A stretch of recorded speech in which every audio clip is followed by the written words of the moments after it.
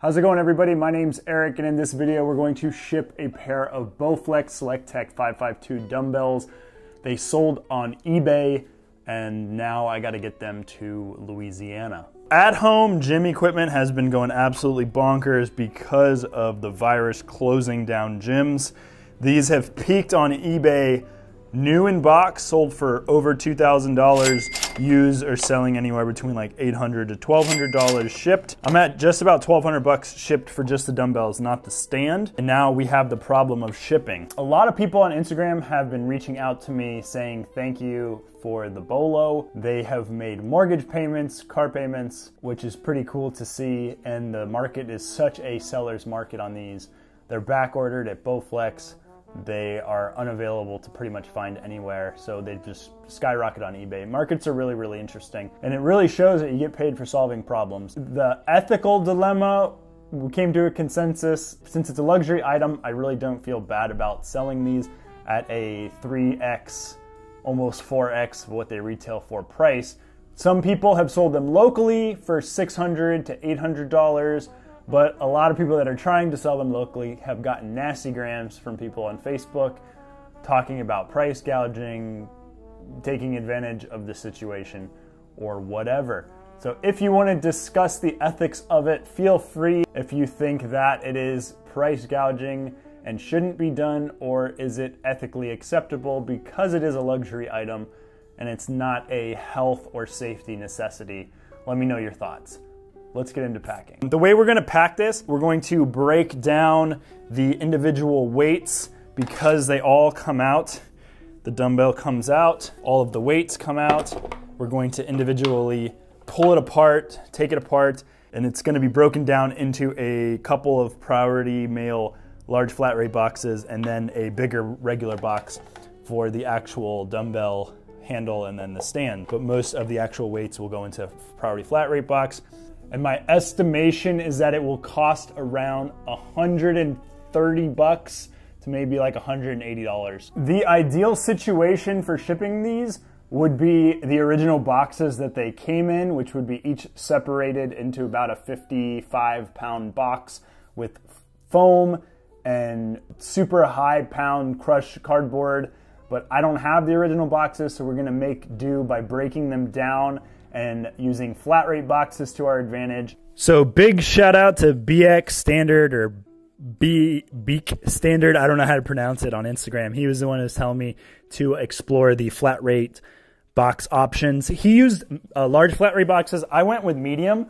I got all of the actual weights into the medium flat rate box because they separate from the stand. I got the two stands and the dumbbell handles. They're going to be separated with some bubble wrap and whatnot into one of my favorite Barnes & Noble boxes that I pulled out of the dumpster. Let me explain how to pull the weights off. Put the dumbbell on 5 pounds on both sides, and then you pull this off, and then all of the weights will be in a stand and you can pull them out individually. Have all of the weights into the boxes here. The box, put a layer of padding in it. Take the big weights, put them opposing, and then slide them into the padding. We added another layer of padding.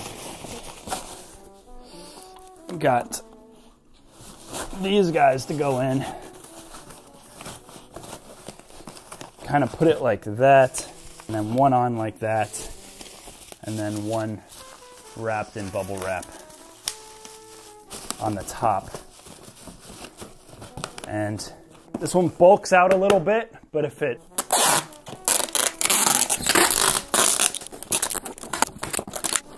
we are really going hard on the tape because we do not want the bottom or the top busting out for this. Box number 2, same technique. We used some of the smaller weights. I'll show you right here. Rather than having them opposed, because these ones are kind of flat, so we couldn't really have them linked together in opposing. So I've had that one there, and then put down a piece of foam, put one here, put down a piece of foam, one over here, put down a piece of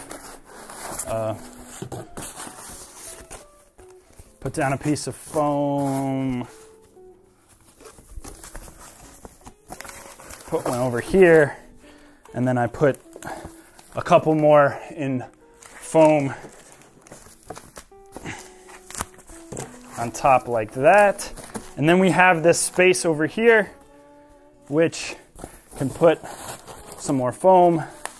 And then I got a couple pieces, the smaller ones that was able to get in. And then a couple pieces of the smaller ones was able to get in, kind of like that.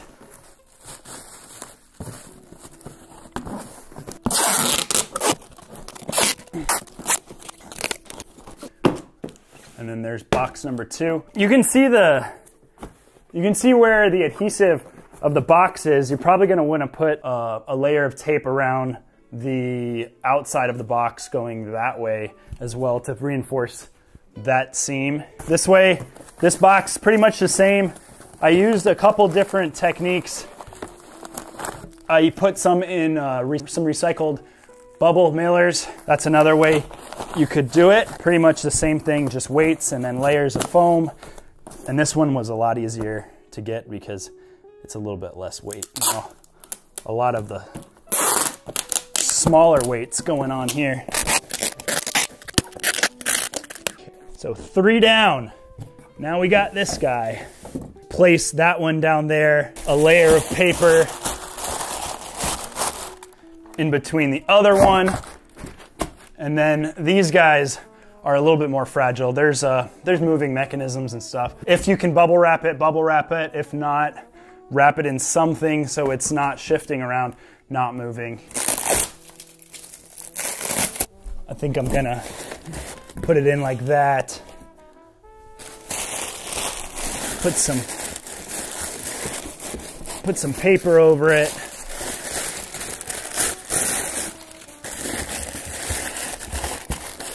And then put number 2 in, just like that. And then I'm gonna fill up the rest with paper and dunnage.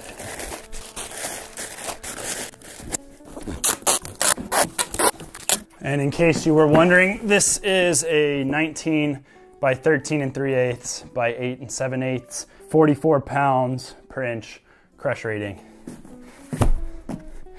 It's a strong box. Total shipping was $80.92, 4 boxes, priority mail 2 days, all with signature confirmations. Here's what the stack looks like. I did label the packages like 1 of 4, 2 of 4, 3 of 4, 4 of 4, just so he kind of knows what's going on.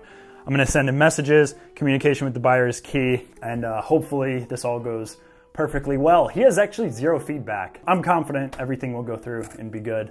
Thank you guys so much for watching. If you haven't already, please give this video a thumbs up. If you have any questions or concerns, let me know in the comment section, and I will talk to you in the next video. Bye.